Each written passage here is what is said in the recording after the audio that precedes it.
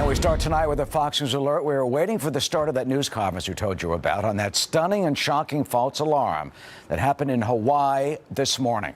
You know, it caused panic and fear, sending people scrambling, they thought, for their lives to shelters. This is the frightening message that went out to cell phones across the island just about 8 o'clock this morning as folks were getting up. It tells them, as you can see in all caps, quote, ballistic missile threat inbound to Hawaii. Seek immediate shelter. This is not a drill. Now, the questions and the investigation and the lessons are to come. Welcome tonight. This is a new hour of America's News Headquarters. Hello, everyone. I'm Eric Shaw. And I'm Marthel Neville. So glad you could join us. Well, this is happening there in Hawaii as officials are turning to Twitter to calm citizens and reassure them that there was no imminent danger. Hawaii Congresswoman Tulsi Gabbard tweeting out, quote, Hawaii, there is a false alarm. There is no incoming missile to Hawaii. I have confirmed with officials there is no incoming missile. President Trump received a briefing on the situation in Hawaii. A White House official stressing the error happened on a state level, not federal. Hawaii's governor also confirming the mistake, saying someone pushed the wrong button, which led to all of the confusion. Obviously, there was a breakdown in the procedure that allowed the false alarm to occur. It's regrettable, and we will be looking at all of the policies and procedures that occur at the change of shift and other times that may be vulnerable to make sure that this event does not happen again.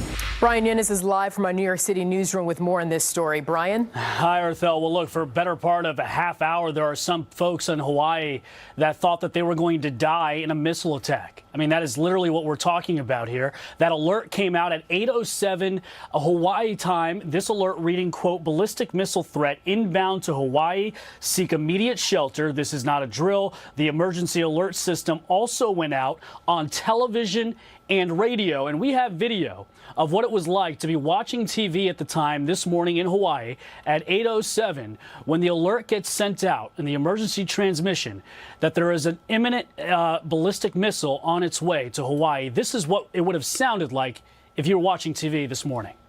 I mean, a nightmare scenario, just incredible. Now, if you look at this tweet, the Hawaii Emergency Management came out 13 minutes after the alert sent at 8:07. So this is now 8:20 in the morning. No missile threat to Hawaii. That's all they tweeted. And then it took an additional 20 minutes for the Emergency Management Agency to reissue a new alert saying that the initial alert was a false alarm. So you're talking about a 38-minute stretch there in which people had no idea what was happening or whether or not they thought that there was a missile going to hit, and that false alarm message was sent. Now, the governor and the head of the Hawaii's Emergency Management Agency, the head of that agency actually took full responsibility. Take a listen. This is my fault, and we'll work on so that this doesn't ever happen again.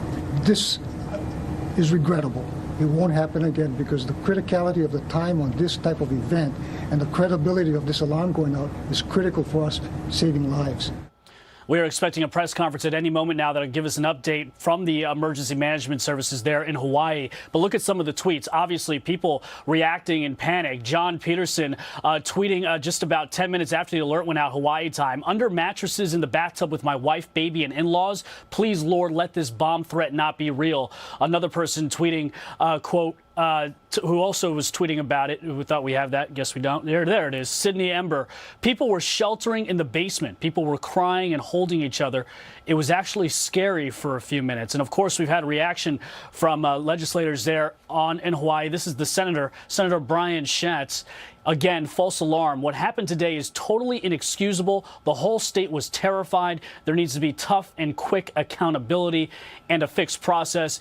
You know, we mentioned the process. Look at this. This is from the Hawaii's Emergency Management Agency. This is what the process is if there were to be a ballistic missile attack. The U.S. Pacific Command, which is based on Hawaii, sends a message to the state. The state then warns its citizens. But you're talking about 20 minutes. That's it. From launch in North Korea to a missile landing in Hawaii. Just 20 minutes. And in that time, in the first 10 minutes, the warnings are sent. And then citizens have just 10 minutes to react. And the only reaction they have, there are no fallout shelters. There are no bunkers unless you have a personal one. You literally have to stay indoors, And if you're driving, to lay flat on the ground. That's the advice that they have. So plenty of questions about this process and about whether or not more needs to be done to prepare Hawaii for something like this.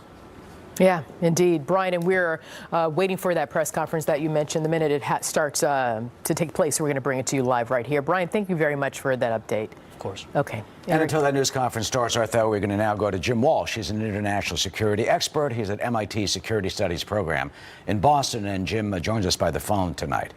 Jim, I mean, this is just beyond. I mean, it's just unbelievable. One employee pushing the wrong button in a shift change. You would think they would have some safeguards. You're dealing with a warning of a possible nuclear attack. Yeah, absolutely, Eric. And this is the sort of thing where it can have consequences. You can imagine an older person having a heart attack. You could imagine the psychological injury that might come, if you're a child who's worried, or if you already have a pre-existing mental health challenge, or, obviously you can tell from the tweets and the video, it was terrifying with those people. And in my view, unnecessary. I've wondered about this from the beginning. First when they started in Japan and now in Hawaii. The U.S. used to have a big civil defense program back in the 1960s. Jim, let me interrupt. Got rid of it. Let me interrupt. Jim, I got interrupted. No Jim, if you can hear me, the governor of Hawaii is having the news conference. Let's go to it right now. Today is a day that most of us will never forget. A day when many in our community thought that our worst nightmares might actually be happening. A day when many frantically tried to think about the things that they would do if a ballistic missile launch would happen. I know firsthand that what happened today was totally unacceptable, and many in our community was deeply affected by this.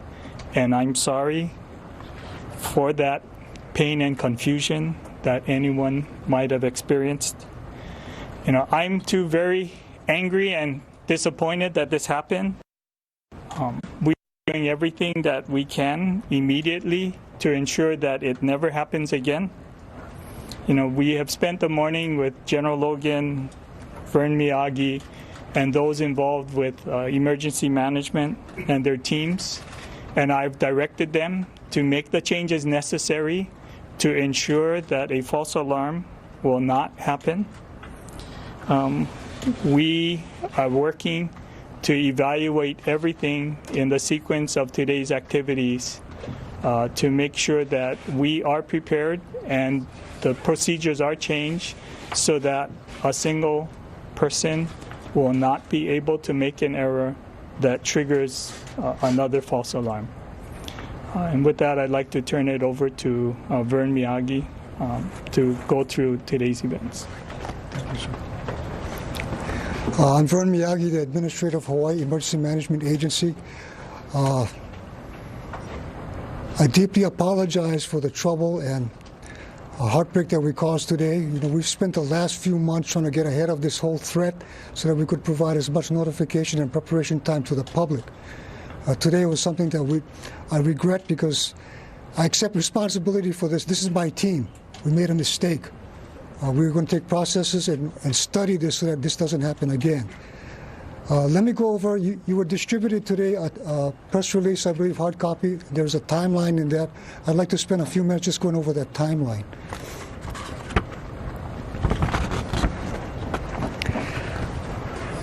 At 0805 this morning, our state warning point, which is my 24/7 operation group, did a change of shift preparation, and at the end of each, the new incoming shift will do a check or a test of the ballistic missile preparation checklist. So at 0805, this test started. At 0807 is when the trigger is pulled on the test. The wrong button was pushed on this test. It went into an actual event versus a test. At 8:10 a.m., we of course got messages on our wireless remote system, on the telephones and so on, and calls that this had gone out. And at that point in time, we started the recall or the cancellation process. At 8:13 a.m., State Warning Point issued a cancellation. of the civil danger warning message. And what it does is prevent any more messages going out. It doesn't issue a separate message canceling it. It just stops the messages from going out. At 8:20 a.m., Hawaii Emergency Management Agency issued a public notification of cancellation on the Facebook. At 8:24 a.m., Governor Ige retweets our message of the cancellation notice. At 8:30 a.m., Governor posts the cancellation notification on the Facebook page. And at 8:45 a.m., after getting authorization from FEMA's IPAWS, Integrated Public Alert and Warning System, HIEMA issued a civil emergency message that verbally alerted people that a missile was not incoming and this was a false alarm. And that's where we were as the end of today. As far as the way ahead, I have to emphasize that this is what has been happening over the last few months, is our focus has been getting the out to the public. One thing that we have to work on more is the cancellation notice in this event. Our focus now, of course, is not to have any more false alarms going out. And by doing this, we're working on procedures that have already been implemented. First of all, the governor has directed that we hold off any more tests until we get this squared away. What has already been put in place is the two-person rule, that during a drill, there will always be two people there before the button is pushed, for both drills and for the actual alert.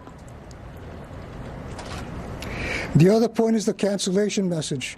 We will have a cancellation template that's already been inserted, whereby that cancellation message already pre-scripted would go out and say that this is a false alarm and there's no missile inbound.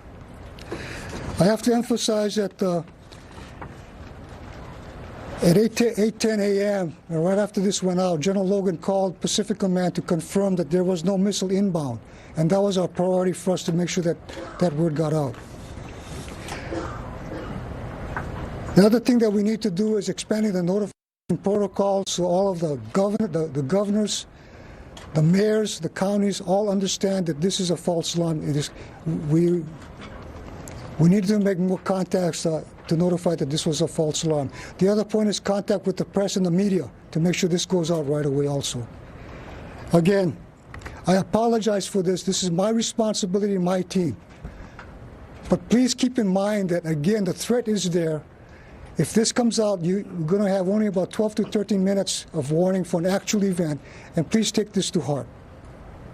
Again, I apologize for what's happened.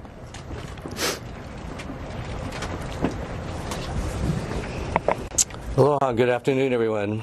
My name is George Seghetti. I'm the CEO for the Hawaii Tourism Authority. Obviously, this is a day we'll never forget. Like everyone else, we're extremely concerned that this happened. But we're also encouraged, and I'm very encouraged, that we'll have all of the key decision makers and agencies now coming together, having serious dialogue to ensure that this never, ever happens again. Upon hearing the notice, we immediately reached out to airports, harbors, our 10 global partners. And in many instances, because of the time difference, we were able to message very quickly that this was a false alarm and hopefully mitigate any potential damage there. We spoke to all of our island chapters, our industry stakeholders, obviously very, very concerned, and we assured them that there will, as I mentioned earlier, that there will be very serious dialogue between all of the decision makers and agencies to ensure it doesn't happen again. The important thing, I think, is that for us, the health, safety, and welfare of our visitors and our residents alike is always, always top priority. And we're going to do everything that we can ensure that that is there. And then the message I would like to be very clear in speaking to our global partners is that Hawaii is open for business, is still perceived as the most safe, clean, welcoming destination in the world. And I'm confident we'll continue that message. Thank you. With that, we open it up to your questions. Governor, never say never. In a day of technology where you can do it live, why rely on canned audio notification? You know, I think we have a combination. The notification process is a variety of different mechanisms. We have the sirens, you know, we have cell phones today, we have internet and social media mechanisms. We do know that we need to be able to broadcast messages across all platforms, and certainly that's what the intention was. You know, there was no automated way to send a false alarm cancellation. We had to initiate a manual process, and that was why it took a while to notify everyone. Isn't there a way to connect it to when you have such things as Nixle alerts where it could come out that fast, much faster? Wouldn't that be a better option? Well, certainly we will be looking at, we've already implemented some actions to speed the process so that the public would be notified faster, but we are evaluating all of the processes that we currently have to ensure that we can provide the notice to the public as soon as possible. So to clarify, the 38 minutes that transpired between the initial alert going out and the false alarm notification was the result of the time that you guys needed to manually take control of the system? Well, it's a couple things. If you look at the timeline, certainly we had sent notification that it was a false alarm much earlier than the 38 minutes. Right. The 38-minute interval is really the interval that we had to manually go through the process to provide notification on the smartphones and cell phones. We did have other notification that occurred much sooner than that. Right, on But it Twitter and wasn't- on Facebook, but not everyone is plugged into these social media platforms. Right. They rely on these mass notifications via mobile devices or the sirens, which in some cases did go off in certain communities. Yes, the sirens was separate, and a few of them went off, but most of them did not because they're not involved with this test. So the clarification then is, why were those sirens triggered when you guys were already issuing a correction that it was a false alarm? Well, we have to check on that. That's why we do the monthly tests. But the drill that was done this morning was only for the emergency alert system, which is a TV radio, and then the wireless emergency alert system, which is your cell phones. Is the real alert supposed to work then where you would get this notification and then are the sirens supposed to go after That's that? correct. But because this is an internal test or drill, we don't want the sirens to go off publicly. So why did the sirens go We off? have to review that. We have to test. But again, it's an internal drill, so the sirens are not supposed to go off outside. This is just to make sure the warning point personnel know exactly what process to follow to initiate if this was a real event. And if there's a situation you're saying it was the wrong button was pushed, Yes. I guess give us a little clear. So there are buttons on a panel. It One is- person pushes a certain button and there's no sort of a safety guard where they say, are you sure you want to push that button? It's a screen. It's more like a mouse click. It's a screen, a test button, and an actual. Okay, the wrong button was passed. But Was once pressed. that button is pushed, that's it. It goes That's it. through. That's correct. There's no sort of redundancy whatsoever. I was going to say that the old process was no redundancy. We've implemented changes already to assure that it becomes a redundant process so that it won't be a single individual. There'll be at least two people that would be involved to initiate the alert. You mean since this morning you've implemented that? Yes, That's correct. that's correct. So to clarify, with a mouse click, someone sent out this mass alert saying that this is not a drill, shelter in place immediately. And by the time the next alert went out to the masses and those 38 minutes has passed, you guys had obviously already clarified that it was a false alarm. Yes. But That's there were correct. still sirens that had started going.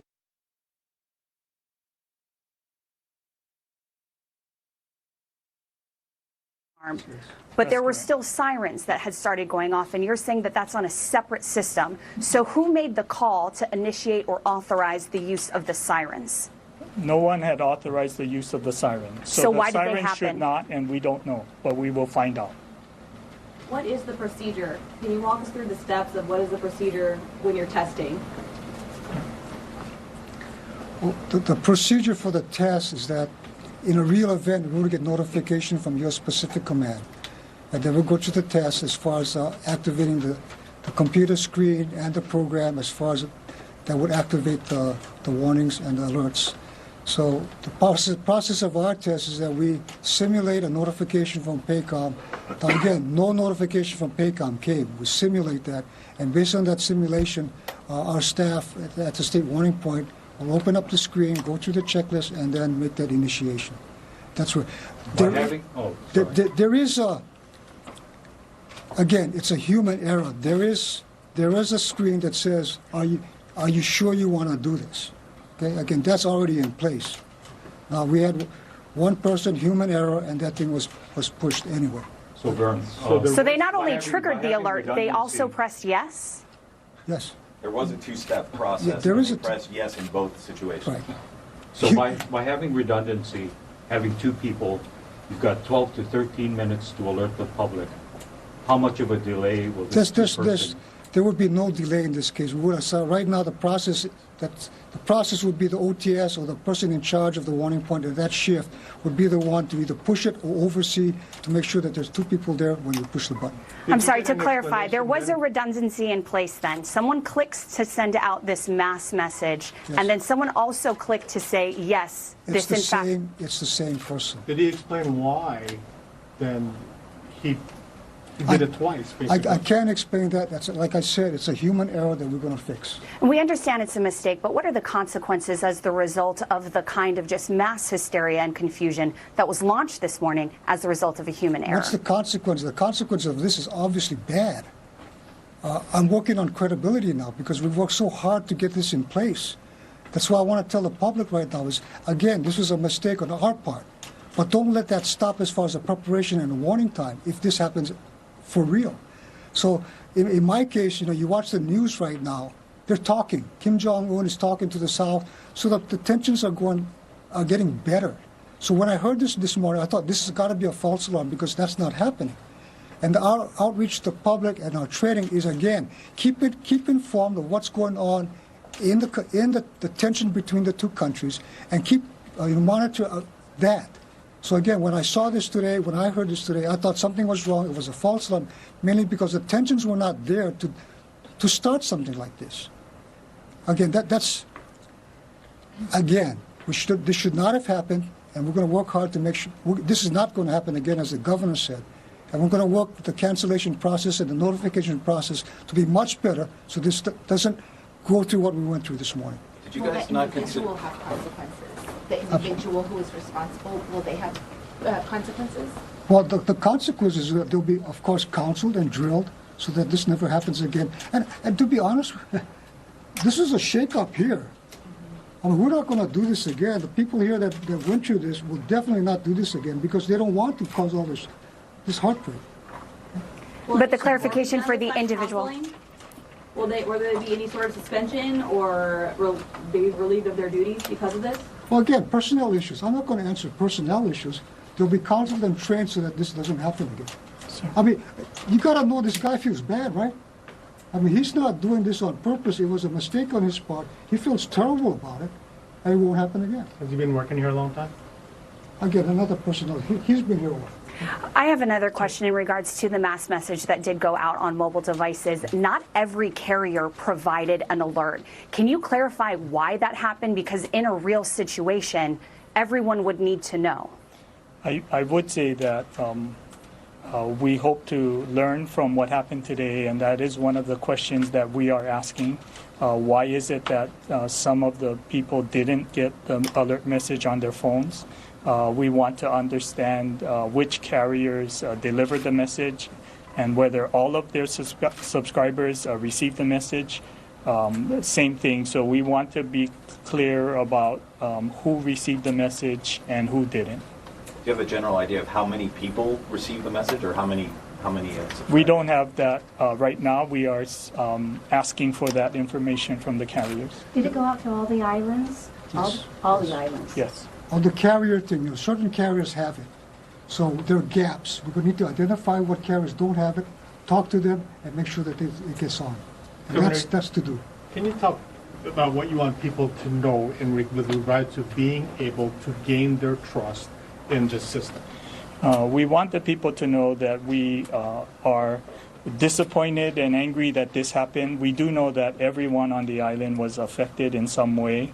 We understand that. We are committed to providing the public with a good notification system. We do understand that there is a short window for us to inform the public and for them to respond. We would certainly encourage the public to follow the recommendations if this should happen, to get inside, stay inside and get informed, because that's what they need to do. We have already taken action to make changes to assure that this doesn't happen again. We will continue to work through that process. We will identify other procedures and opportunities that we can put into place to ensure that this doesn't happen again. We're still reeling from the Randall Saito escape, which made national news, and now this. This has got to hurt the entire state as far as reputation.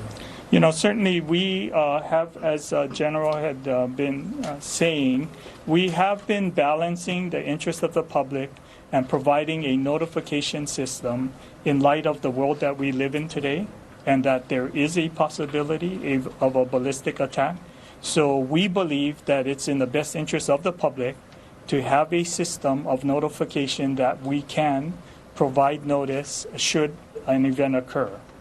It's very, very unfortunate that a false alarm was issued today, and we will take action to assure that a false alarm never happens again. And you're confident that you have this sort of taken care of? Yes, absolutely. I'd like to clarify. So there is one individual who, clicking a mouse button, can send out this mass notification, and then there is a separate individual who triggers the sirens. What is the communication between those two systems so that if it were a real deal, as you mentioned, first the alert would go out, then the sirens would turn on? What's to ensure that that process is, in fact, the integrity of that has been preserved? In an actual event, those two people are sitting side by side. Okay. Okay, so it'll be simultaneous. Which is why some sirens did not go off, because that person knew immediately it was a mistake. I believe that could be the case, but again, I have to take a look into that. And we're working on a written report on this as far as what happened, what the fixes are going to be, and the way ahead is going to be. One of the challenges as a member of the media is that we did not have access to information right away. So what procedures, what policies will now change as people turn immediately to the internet, turn their TVs on, put on the radio to try to get credible, clear information? The process is, again, getting that cancellation notice out as soon as possible with the new template that we have in there. And then again, for a false alarm, we have to make sure that we have clear lines to the media, all the stations, through our public information people, to get it simultaneously out. So that has to be worked and tested again. You've talked about the challenge of getting that second. Well, we're hearing the officials reveal that one employee pushes one button, but they admit pushed the actual button, not the test button, and then defeated the redundancy on the screen. And as a result, the panic was spread in Hawaii this morning. We've been listening to Governor David Ige, Emergency Management, Vern Miyagi. Well, they have taken responsibility, saying they are taking precautions in the wake of this unbelievable mistake, employing now redundancy with two employees, not one. They are taking responsibility, admitting they are angry, disappointed, and heartbroken at the false alarm that has raised some questions about the system and if our nation is prepared in case this was actually real. Arthel? Yeah, thank you, Eric. For more on this, we're going to bring in now Alan Smith. Alan is a senior political reporter for Business Insider. You were here to talk about something else, but we're going to talk about this now because you do cover Capitol Hill. And I want to know, how do you think this is going to play out in Congress next week? So whenever a major news story like this happens, something affecting one of the 50 states, there's going to be an effort at some point to look into how this sort of emergency management system works across all 50 of the states. There might be some sort sort of effort on the federal level to address any shortcomings in the system, like with what we saw in Hawaii today. But we know in the next week when this is going to be receiving the most attention also happens to be at a time when it's going to be a war zone in Congress. They've got the government funding deal coming up. There's a huge battle over DACA right now. Everything's coming down to the wire. So all attention is really going to be on that next week. And after that situation is resolved, it'll be interesting to see if people decide to come back to this, if this story is still very prominent in the news. But maybe some lawmakers will use this in the continuing tensions between the U.S. and North Korea to bring that particular subject to the table, and wondering if they're going to want, lawmakers that is, if they're going to want answers, guidance, or some sort of cooperation there in Congress from the president. Will they have any, what expectations will they have from the president on this issue, and perhaps will they use this as a hook to kind of hammer him on something else? It's interesting. It's really hard to say whether they will be able to do that. But, I mean, we see with the statement that the White House put out today from the president, it's clear that they had very minimal information on this. And I think lawmakers might want to know why the White House was so brief on what happened with really something that is getting more attention now than it would have maybe a couple of years ago because of the situation with North Korea. Right. Is at such, an all-time high level of tension. In that statement we had from the White House officials, very brief, we had received it about an hour or so ago, and it says the president has been briefed on the state of Hawaii's emergency management exercise. This was purely a state exercise. And when that statement came out, we still were missing a lot of the facts that the officials in Hawaii were really just laying out. So we knew that the alert came out and said that this is not a drill, and the White House sort of very calmly said that it was a state exercise. So there was a lot of confusion when that statement came out. I saw a lot of people online were zeroing in on the part of the statement where they were talking about the state exercise, because it was very clear when the alert went out that it was not an exercise. Something had at least gone wrong. So the information the White House was using there, again, up for debate, and I'm sure there'll be further questioned on it. So then how does this I'm running out of time here, and I don't know where I'm going to go with this. I just wonder what's going to be the fallout, because you've got the this side and that side. They argue over everything there. How are they going to use this to put blame on the other side? Well, I can guarantee you some people will say, well, look, Hawaii is a state that is completely run by the Democratic Party. Someone's going to be saying that. And I'm sure the person who mishit this button, and clearly there was a two-step verification as they were just explaining, so that person is likely going to be out of a job. But, I mean, I don't know if this one will delve into a partisan shouting match back and forth. There are already two that are happening on Capitol Hill right now. Yeah. They're going to drown this one out. Well, let's hope it doesn't turn into a shouting match. As you said, there's so much going on, and this was serious. I mean, you had people completely afraid. They were in fear of their lives, and it's not funny. It's not a laughing matter, and it's certainly not something to be petty over. So let's hope that they can get together and deal with this moving forward to prevent such a mistake from happening, and make sure that all of our states are prepared. God forbid something like that happens, but it's not going to happen. But we still need to be prepared. Absolutely. Okay, Alan Smith, maybe we'll get you back on tomorrow to talk about DACA. How about that, if you're available? Okay, Eric. Well, as we heard, state officials are contrite. They're apologizing and say they're heartbroken about this mistake. But it does raise some questions about whether or not states or that state agency should actually have the responsibility to warn citizens of a state about a potential nuclear attack. Some questions being raised tonight about whether or not the Pentagon should perhaps have more procedures to take over some of this responsibility. And at the Pentagon right now is Lucas Thomason. Lucas, good evening. Good evening, Eric. Well, the Pentagon is saying it had nothing to do with this alert system. This is a state-run emergency management system.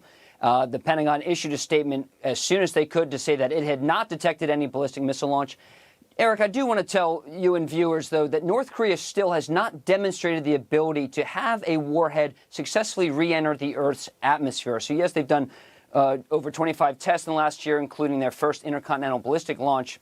But none of these missiles have proven to be able to re-enter the Earth's atmosphere. Still, they're very concerning, of course. Let's go over the timeline right now. At 8:07, Hawaii's Emergency Management Agency sends out this mass alert to the 1.3 million residents of Hawaii and tens of thousands of visitors, including those in town to watch the PGA Tour event on the island, the golf tournament.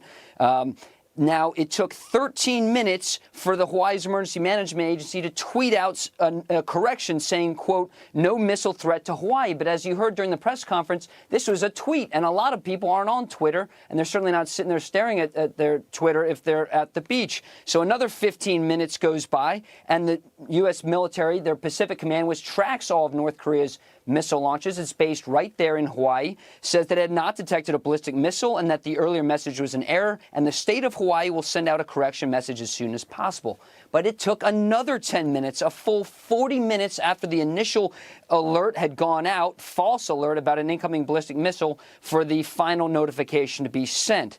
Now, the head of Hawaii's emergency management system just told people that there will be no more tests of this system, and that, but if it was a real test of an actual missile, or a missile was actually fired at Hawaii, it'd only take 12 or 13 minutes to arrive. But again, it's important to note that North Korea has not demonstrated this ability. Now, less than 2 months ago, Hawaii brought back its emergency siren system, something that people hadn't heard since the Cold War, decades. Apparently, what we just learned at the press conference, some of those sirens went off. There was no explanation of why some of the sirens went off, but others didn't. But currently, the U.S. military has 44 interceptors in the ground in Alaska and Southern California to be able to strike any kind of rogue ballistic missile coming from North Korea. And Congress has called for about $12 billion more in defense spending for missile defense, and to add over 60 more interceptors, so a total of 100 missiles in the ground to knock out these ballistic missiles. But, Eric, it's noteworthy. Today there's only 44 in the ground, and a big budget crisis looms next week when Congress comes back. All right, Lucas, maybe this scare today will cause them to deploy some more of those anti-missile systems faster. Thanks so much. For more on this, let's now go to Jamil Jaffer. He's director of the National Law and Policy Program at George Mason University. He's a former chief counsel and senior advisor for the Senate Foreign Relations Committee. Jamil, good to see you tonight. Thanks, I mean, as we've been saying, this is so shocking. It really is frightening and spread panic and is pretty astounding. Is this the best way to warn people about a possible incoming missile? I mean, what Pacific Command detects, NORAD or NORTHCOM, then they have to tell a state agency? Yeah, well, look, I grew up in California, and we have a similar warning system for earthquakes and the like. At the end of the day, you've got to figure out how to get the message out to the broadest group of people possible. So you want a combination of federal and state alerts. The challenge here, of course, is there was just simply a mistake made. And now the question becomes, how do you avoid mistakes like that? Whether it's the federal government or the state government, you've got to have a fail-proof system. And there's a lot of lessons to be learned. You can learn the lesson of our nuclear launch missile system, where we have sort of twin keys used to launch systems. So they'll be looking at all these type of issues going forward. Well, it seems that they did have a redundant system, that there was an actual button in this case, and there's one employee, one guy until this afternoon, does the whole thing. He pushes the test button. Then there is a screen where they actually have another step, but it's still one person. And the governor, Yagi, just saying that now they're going to have two people, very similar to what you just pointed out. Yeah, I mean, look, we've all done this thing where we've clicked on a button, not meant to do it, sending an email or whatever. And sometimes we've even done that double click thing. And so, because you think, oh, yeah, I've seen this a million times. Yep, that's what I want to do. But it doesn't make it any better when it's a massive alert system and scares people and sends them running for their lives. I think the other big concern, besides this sort of two-person alert system, is how do you fix it so you get the response out or the take-back out, within less than 40 minutes? That was really problematic. Clearly, the governor and the emergency management director are on top of this. They get that this was a mistake and they need to fix that. And they seem like they really are committed to solving this problem. But, obviously not. Yeah. I mean, you're stunned that it would take so long. How come the minute the guy pushed the button, they didn't realize it?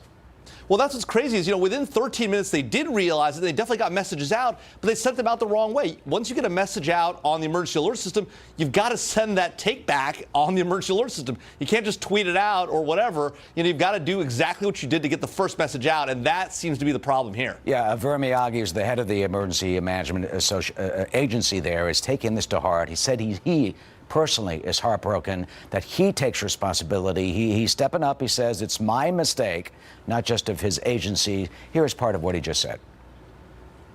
I apologize for this. This is my responsibility and my team. But please keep in mind that, again, the threat is there.